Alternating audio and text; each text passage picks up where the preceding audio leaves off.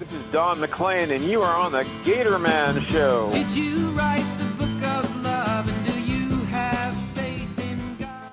Hey, folks, what's going on? Welcome back. Ben Lewis. Good morning. There, I get your there we microphone. go. Now we're hearing things now. This is my first day. Well, nice. You're doing great, man. You're doing great. Thanks, man. It's encouraging. Ben and I go way back, way back, before either one of us were really doing anything professionally. That's right. Yeah. And I want to mention one of my favorite. And I always tell him this, and I always like to brag on it. One of the greatest collections of music to ever come out of Natchez, and in my humble opinion, is his first CD, This Town.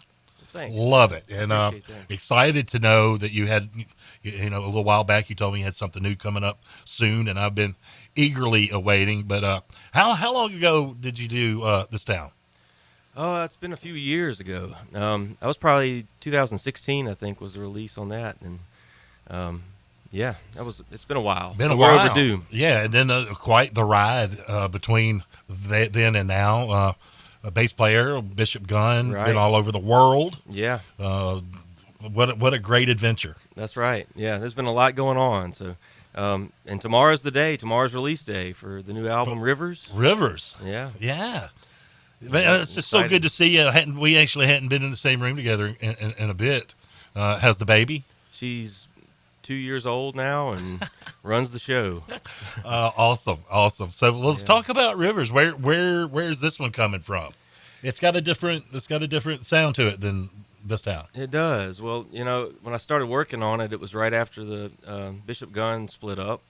That was kind of sudden, and then right after that was COVID, and so it was kind of this place where everything kind of came to a standstill, and I was still a pretty new father. I mean, Jude was about 9 months old or so, and so I was doing a lot of reflecting and a lot of just thinking about being a father and how family and everything influenced me growing up, and how I would influence her. Right. Now, COVID, everybody got hit hard by COVID, but the music industry took a real blow. Yeah. Gigs stopped, venues shut down, and a lot of people went straight to Facebook, and that became a whole new platform. Right. It had already been there, and people used it occasionally, but it was like the new place to catch live music was via your phone or your computer. That's right. And back porches, and there was a demand for it for sure. I mean, it was, people still wanted that. And it was kind of a saving grace because, I mean, that was the only thing keeping music alive. The Right. live place is the only thing that you can make a living with at that point, and that completely stopped, Did the isolation, did it provide any opportunities for songwriting? Did you find? Absolutely, yeah. That's kind of where I found an outlet, It was, I just got up every day and got dressed and started working, Right. And Well, how many songs we got on this one? there's 8 tracks on the album. Where did you record it? Just in your backyard? I did a lot of this stuff at home, just out of necessity. It began as a collection of demos, just a way to demo songs I'd been writing, and then the further along it went, and I was learning how to record. I'd never done that, I've never been in the driver's seat really, and so I was just kind of learning Pro Tools and working with a very, very limited supply of, a couple microphones and a laptop, basically. Right. And, Well, technology's gotten to it. Used to be to try to record something yourself, you needed, $20,000 of worth of Yeah. stuff. And now it's amazing what the opportunities, musicians have. And let's go back to the tone of, I was telling you when you let me, thank you, by the way. I appreciate getting the sneak peek before a lot of thank folks. you. Thanks for. And, it works really well as a collection. I told you, it's very narrative. It feels almost like there's a beginning and a story being told there. Yeah. And was that intentional? It became intentional. This just started. I mean, I didn't know what to do. If you want me to be honest, I didn't really have a game plan. I mean, everything I had kind of put in one basket, and it just kind of collapsed. And so I was just looking for something, and so I just started to write songs. And after a period of time, I started noticing kind of a common thread, and with the concept of an album. And so it was more like a discovery for me. It was more like discovering what I was trying to say. in something subconscious Right. rather than having an idea and a concept and moving into something and writing specifically towards that idea. I just started to write, and then as it developed, I was able to, kind of discover what I was really trying to say. It was. Well, let's let listeners get a little taste of it. Yeah. If you don't mind, I want to play this Yeah, song in play its something. entirety. This is a song I actually heard. First time I heard it was on my back porch. I Yeah. believe you came by and did a little Facebook show, and I Mm-hmm. think it's a great song. And it's Younger Man's Blues. Check it out, y'all.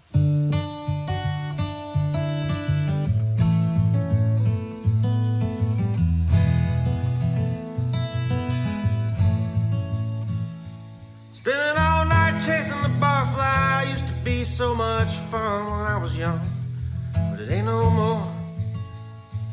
So when the music goes off and the lights come on, I'm giving up on love and taking the long way home. But I'll be moving slowly, 1 mile at a time, with one eye closed so I can drive. 40 miles to Memphis, this rain ain't slowing down. Half a cup of coffee left, but it's probably cold by now. Down to my last $20, 3 more cigarettes. The older I get, less I have to prove. But I sure miss the days when I was singing a younger man's blues.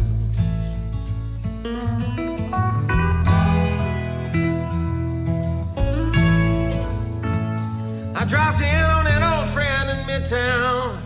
She sobered up and she settled down a long time ago.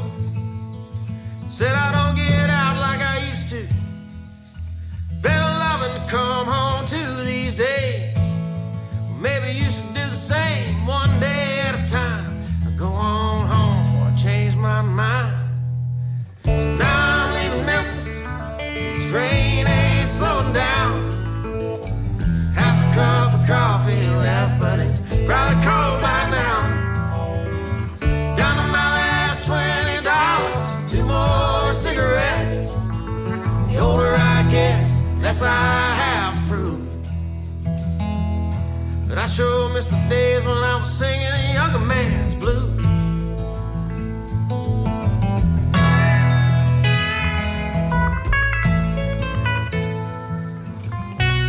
These old wiper blades are crying loud. They're doing all they can to help me see, but they're wearing down. And I can barely make out that center line. Guess they're ready for change, just like me.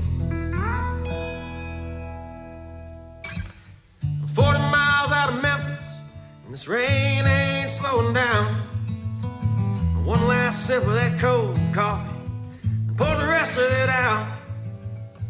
Bought a soft pack of pilot greens and put the rest of that 20 on too. The older I get, the less I have to prove. But I sure miss the days when I was singing a younger man's blues. Yeah, the older I get, the more I hate to lose. And I sure miss the days when I was singing a younger man's blues.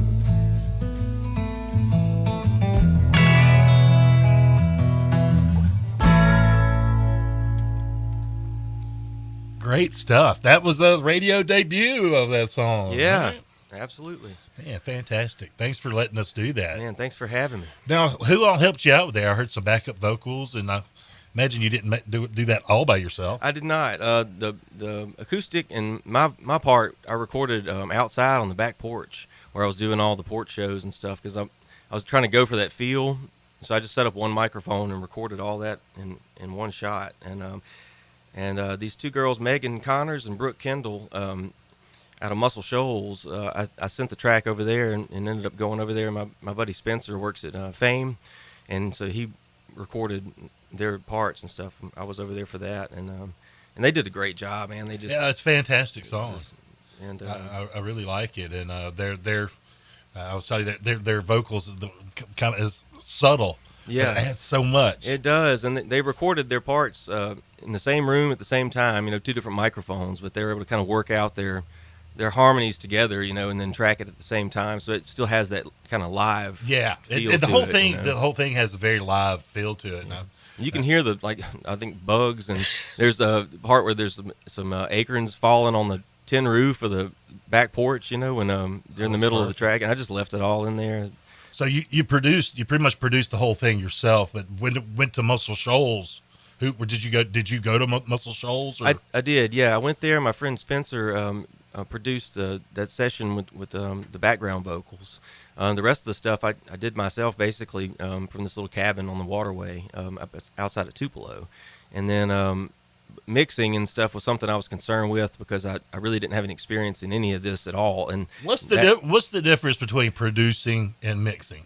Producing is basically making the decisions about what goes and stays, editing things, but also finding, the right sound for the guitar or and just kind of pre-planning and setting out, kind of a starting point.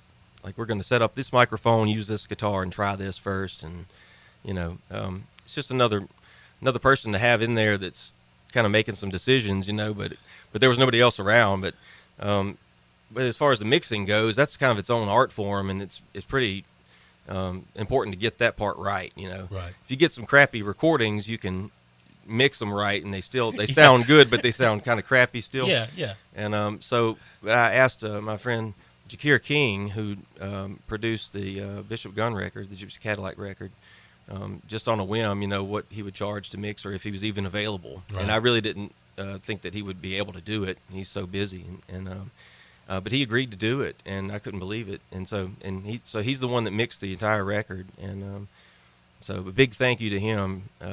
Awesome guy, great guy, easy to work with, just very polite. When can folks actually come out and see you and buy a CD from you? Well, so tomorrow's the release, by the way, October 9th. You're going to do a live? I'm going to do a Facebook Live show, and I'll play the album start to finish live. It'll be available, I think midnight tonight is when it will be available. And how would folks get that? Apple Music, Spotify, wherever you listen to music, you'll be able to find it. It's Ben Lewis, and the album is Rivers. And Facebook, it's Ben Lewis Music. Yes. Ben Lewis Music. Yep. What time are you going to do that? 8 o'clock. 8 o'clock tomorrow night. That's right. Facebook. You're probably going to be on Facebook already, folks. So swing on over there and check it out. Let's talk about the title, Rivers. Well, rivers always have been kind of a representation of a cycle of life. It's a regenerating thing. It rains, and the rain runs off into the river, and it goes to the ocean, and then clouds form, and it just keeps going. You know? And really the album, the concept behind it is, it's looking at the previous generation, how, my parents affected, me when I was growing up, the environment I was in, and how that made me who I am, and then how in turn my actions now are affecting my child, and how that will develop, and how she will grow, and the kind of person she'll become, as an adult, and it continues, and that can be a positive way, or it can be in a negative way. Absolutely. And my intention, when I started looking at and studying this kind of thing and reading more about it, I wanted to be, and I still do, of course, want to be the best father I can be to her, and I want to make sure, I give her the best shot at being successful in whatever she wants to do, and so it just became kind of something I read more about, encouraging, independence and being supportive, whatever, and it makes such a big impact, man, it's a blessing to hear you talk this way. I've known you for a long time, and to see, now life changes, things happen in life, and I told you also the first time I heard there was something about, there's a maturity. You're still a very young man. And even though you've been in the music business for quite a while now, 15 years? More? Something like that. You've been out there doing the thing. I told you, there's a maturity to this new album that it almost sounds like somebody wrote it at the end of a career. Like somebody who's been through the ringer and back 4 or 5 times and has an ocean of songs and albums in between. You hit it out of the park with your first album, in my opinion. And now there's this other one, and it's like I could feel the maturity and the development, and not just the music, but in your soul, I guess is the word I'm looking for. There's just a lot of things happen, you know, in the time between those two albums. It was, you know, a pretty intense period of life, you know. And so yeah, it was just kind of a way for me to kind of mourn the loss of Bishop Gunn in a way. It was, you can hear a lot of that grieving process through there. You know, there's steps and stages to that. People don't go through them in a neat, orderly fashion. You know, it's a kind of a mess sometimes, but you can hear elements of all that, I think, in the writing. Did that help you kind of lay some of that to rest? Are you in a good place now? Yes, absolutely. I mean, I feel like I've had a lot of closure as far as that goes. You know, with the release of the Bishop Gunn album recently, that was nice to kind of get that out there. Yeah. And then this. That was the project that was sort of kind of in the works and then it's a year or so later. Yep.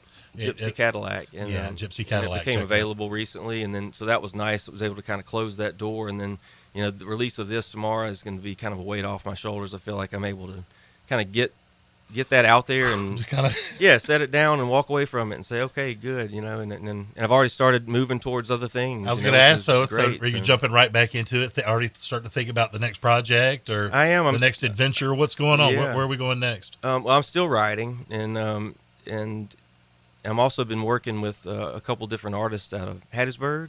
I started a publishing company, and so I'm kind of bringing in some younger artists and recording some of their work and taking my shot at producing. Oh, wow. I did all the production on this album out of necessity. Well, you've got a great ear. You've got a good ear for it, so I think that's a great way to be going. Well, thank you. And I'm learning a lot, and that's really what that keeps me interested and keeps me active, and, you know, it's a passion. So you've opened for the Stones. Right. You've had a successful band that toured the world. Is there something out there that you haven't done yet musically that's still sort of a bucket list thing? Is there something out there even? I don't know. What is that one thing out there that you, or what are a couple of things you'd like to get to? I think I'm going to find a lot of that working with new artists, you know. I think studio is a really big interest of mine, and it's become something I've just kind of latched onto. And, you know, it's a rabbit hole when you start learning about it. It's, you know, and it's something that you can continue to learn. I'll be able to learn more and more and more every day about this, you know.